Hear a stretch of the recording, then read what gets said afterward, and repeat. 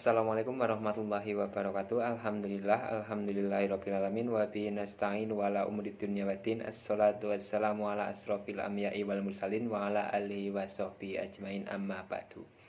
Halo teman-teman, bagaimana kabar kalian semua? Semoga sehat selalu, dilancarkan urusannya dan selalu dalam lindungan Tuhan Yang Maha Esa.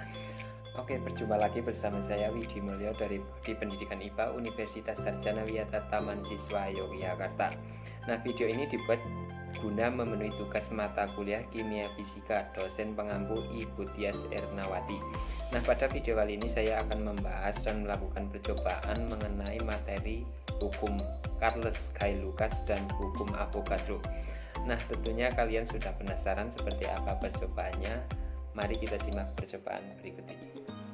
Nah, yang pertama yaitu percobaan hukum Charles Guy Lucas. Baik teman-teman, sebelum melakukan percobaan pertama kali harus menyiapkan alat dan bahan yang digunakan pada percobaan, yaitu yang pertama ada lilin,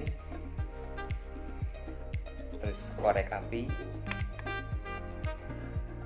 air berwarna dengan menggunakan sumba atau pewarna makanan. Nah, warna yang saya ambil adalah warna kuning.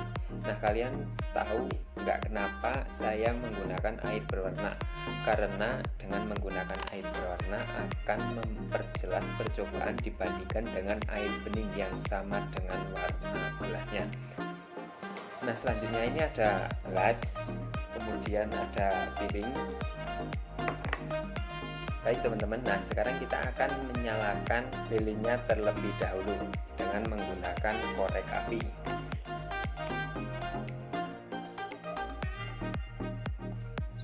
Kemudian kita teteskan lilin tersebut di atas piring. Selanjutnya kita dirikan lilin di atas titisan lilin sampai lilin benar-benar berdiri dengan tegak seperti ini ya teman-teman. Bisa dilihat. Nah, oke, selanjutnya kita tuangkan air berwarna ke dalam piring secukupnya saja, tidak usah terlalu banyak. Oke, cukup ya teman-teman. Nah, selanjutnya kita letakkan gelas di atas lilin seperti ini ya teman-teman. Apa yang terjadi?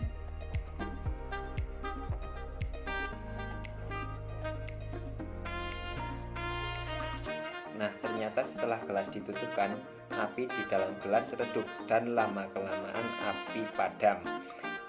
Sedangkan air yang terdapat di piring terdorong masuk ke dalam gelas.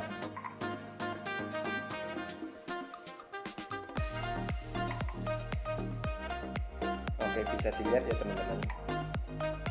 Nah, untuk memperjelas pemahaman, mari kita simak penjelasan berikut ini. Nah, setelah kita melakukan percobaan hukum Charles Guy Lucas, hukum itu berbunyi apabila volume gas yang berada pada ruangan tertutup dijaga konstan, maka tekanan gas berbanding lurus dengan suhu mutlaknya.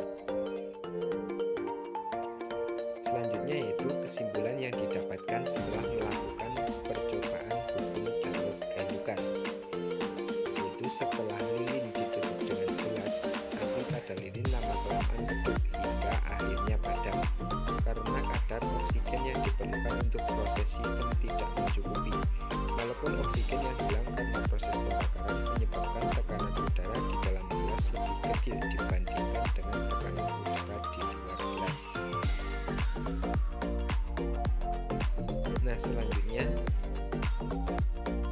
tekanan mengalir dari luar ke dalam karena tekanan di luar lebih besar dari dalam gelas, sehingga menyebabkan udara yang ada di sekitar gelas terdorong masuk ke dalam gelas.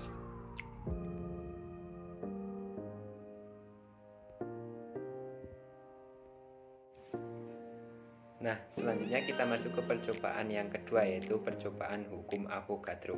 Baik teman-teman, di sini kita siapkan alat dan bahan yang digunakan untuk melakukan percobaan hukum Avogadro. Ada botol air mineral sebanyak 3 yang berukuran 600 ml yang sudah diberi nama. Ada botol A, botol B, dan botol C. Untuk mempermudah melakukan percobaan agar tidak tertukar antara botol yang satu dengan botol yang lain. Nah, di dalam botol ini sudah terdapat cuka atau asam asetat yang sama antara botol A, botol B, dan botol C. Ada cuka, ada sendok teh, ada soda kue, ada corong yang terbuat dari kertas untuk memasukkan soda kue ke dalam balon agar lebih mudah. Yang selanjutnya yaitu ada balon banyak 3 dengan warna yang berbeda, ada merah, ada kuning, dan ada biru. Yang di dalamnya sudah terdapat soda kue dengan jumlah yang berbeda-beda. Untuk balon merah terdapat 1 sendok teh soda kue, kemudian untuk balon kuning terdapat 1,5 sendok teh. Selanjutnya untuk balon biru yaitu sebanyak 2 sendok teh. Nah, kenapa saya sudah menyiapkan balon yang di dalamnya terdapat soda kue dengan jumlah yang berbeda? Karena untuk mempermudah dan juga untuk mempersingkat video, jadi tidak membuat teman-teman bosan dalam memilihnya. Nah, baik teman-teman, selanjutnya kita masukkan mulut balon berwarna merah ke mulut botol, yaitu botol A. Nah, seperti ini ya teman-teman. Nah, kemudian masukkan mulut balon warna kuning ke mulut botol, yaitu botol B. Kemudian yang terakhir, masukkan mulut balon warna biru ke mulut botol, yaitu botol C. Nah, baik teman-teman, selanjutnya kita masukkan soda kue ke dalam botol dengan cara menuangkan soda kue dan mencampurkan soda kue dengan cuka yang ada di dalam botol.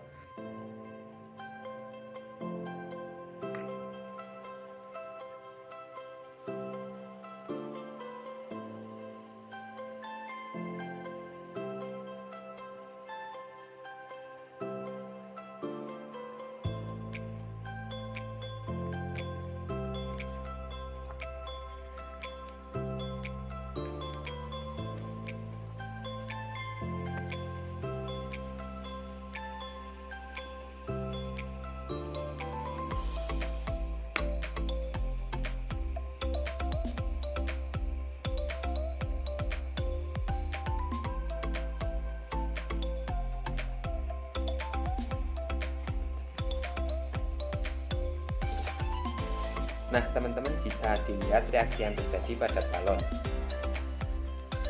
Balon mulai mengembang, dan terus mengembang. Balonnya itu mengembang dengan ukuran yang berbeda-beda, dari warna balon merah, kuning, dan biru. Nah, pada percobaan hukum Avogadro ini mungkin teman-teman penasaran mengapa balon bisa mengembang dengan ukuran yang berbeda-beda.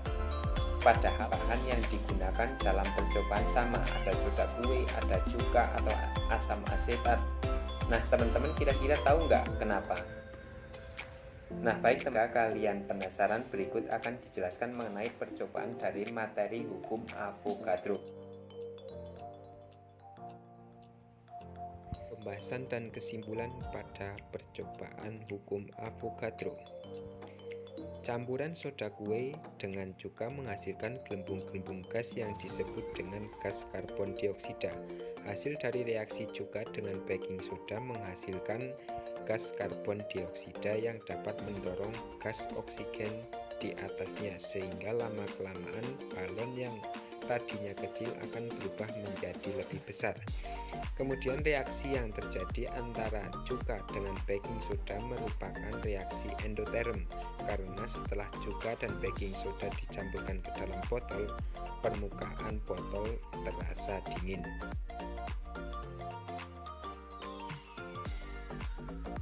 Nah, hukum Avogadro itu sendiri menyatakan bahwa gas-gas yang memiliki volume yang sama pada suatu tekanan yang sama memiliki jumlah molekul yang sama pula. Nah, jadi demikian percobaan dan penjelasan mengenai hukum Cayley-Sachs dan hukum Avogadro. Mohon maaf apabila terdapat kekurangan dan kelebihannya dalam menyampaikan materi.